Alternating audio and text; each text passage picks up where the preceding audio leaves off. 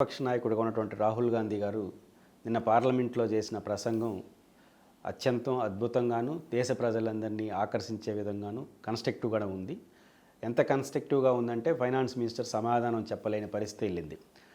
రాహుల్ గాంధీ గారు జోడో యాత్ర తర్వాత ఈరోజు ఓడిపోయినప్పటికి కూడా 100 మంది సభ్యులే ఉన్నప్పటికి కూడా గెలిచిన పార్టీ కన్నా సంతోషంగా ఉండడం అనేది కనిపిస్తుంది. గెలిచిన పార్టీ గెలుపుని ఎంజాయ్ చేయలేకపోతుంది, కానీ ప్రతిపక్ష నాయకుడిగా ఆయన ఎంజాయ్ చేస్తున్నాడు. ఆ విషయాన్ని ఎన్నికల్లో ఫలితాలు వచ్చిన మరుక్షణం ప్రతిపక్ష నాయకుడిగా నేను ఎంజాయ్ చేస్తానని చెప్పిన నాయకుడిగా రాహుల్ గాంధీ మనం చూడాలి. ఆ రకంగా ఒక పరిణితి చెందిన రాజకీయ నాయకుడిగా రాహుల్ గాంధీ కనిపిస్తున్నారు.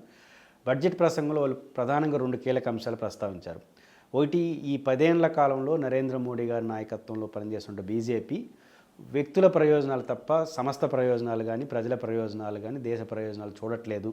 ఈ దేశంలో జరిగిన అభివృద్ధి అంతా ఒక 5-6 మందికే చెల్తా ఉంది, మొత్తం కోట్ల మంది ప్రజలకు చెందట్లేదు అనే విషయాన్ని ఎలాబొరేట్ చేసి చెప్పే ప్రయత్నం చేశారు.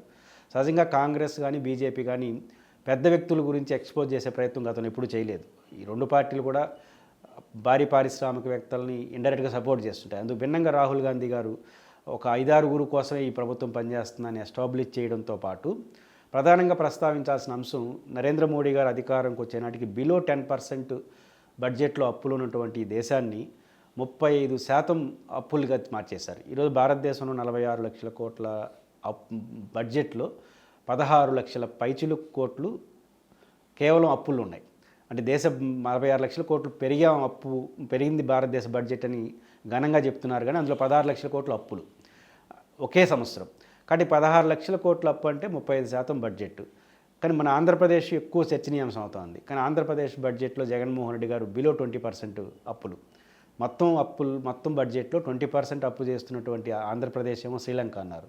కానీ 46 లక్షల కోట్ల రూపాయల్లో 16 లక్షల కోట్లు అంటే 35% అప్పుగా ఉన్న దేశాన్నేమో అభివృద్ధి చెందిన దేశంగా బీజేపీ రాష్ట్ర నాయకులు చెప్తుంటారు. మొత్తంగా ఈ 2 అంశాలు చూసినప్పుడు రాహుల్ గాంధీ గారు ఒక కీ పాయింట్ని పట్టుకొని ముందుకెళ్లారు, పార్లమెంట్లో స్తంభింపజేశారు.